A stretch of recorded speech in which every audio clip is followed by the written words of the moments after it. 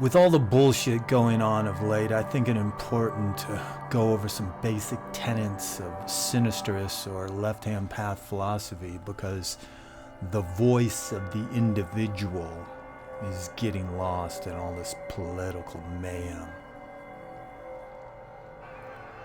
To begin with, I despise mobs and hate mob mentality. I understand anger and frustration, but a mob is nothing more than a mindless creature, a monster that feeds on emotion and creates chaos. Those on the left-hand path, we would never join a mob. Why? Because Sinisterists have minds of their own and can't be pushed by the wave of emotion. Besides, belief based on emotion is the key ingredient of faith, and no Sinisterist goes down the path on faith, but instead gnosis, knowledge, which leads to a strong sense of individuality. Friedrich Nietzsche, out of all the great thinkers, has best crystallized the philosophical fundamentals of Sinisterist ethics with his emphasis on individuality. Fuck the collective, because it all begins with you and generates outward from there. Now think about it.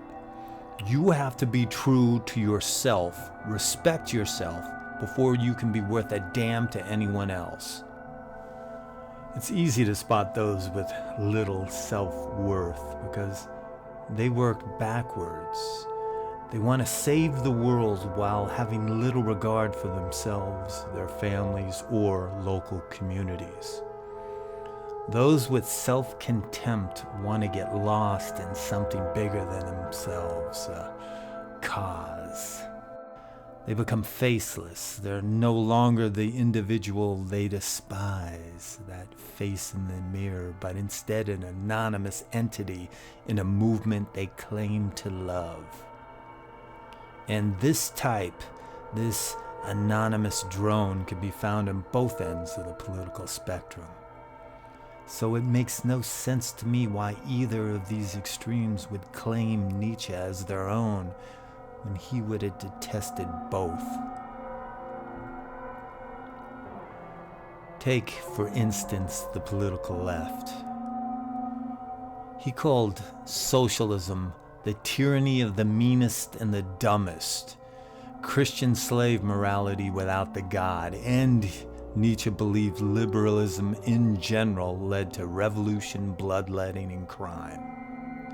But wait a second, you on the far right. He also had a contempt for nationalism, which he saw as petty, provincial, and a threat to human freedom. And that demagogues would use nationalism to arouse and exploit the fears of the masses.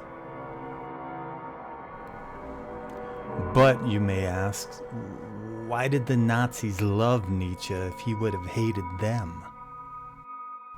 Reason was after his death, his anti-Semitic sister Elizabeth, who embodied much that Nietzsche disdained, suppressed his works, then edited out the parts she didn't like. She would later join the Nazi Party, giving them some handy quotes for propaganda. Adolf Hitler embraced Nietzsche's belief in the uncommon man, the Übermensch, but Nietzsche's meaning pertained to the strong individual, not the master race or state. Hitler's National Socialism is a manifestation of state authority, and Nietzsche despised the authority of the state. He saw the modern state as a vehicle for mass power and a squanderer of exceptional talent. The state was not created to uplift the individual, but to satisfy the many. The state will give you everything if you will adore it, Nietzsche warned. And both political extremes lead to the same thing, complete state authority or totalitarianism. And you can't defeat totalitarianism with totalitarianism. It doesn't work. You're still left with the same thing. For Nietzsche, it was not the type of government that concerned him, but who the government served, individual or collective, the thinking person or that unthinking monstrosity.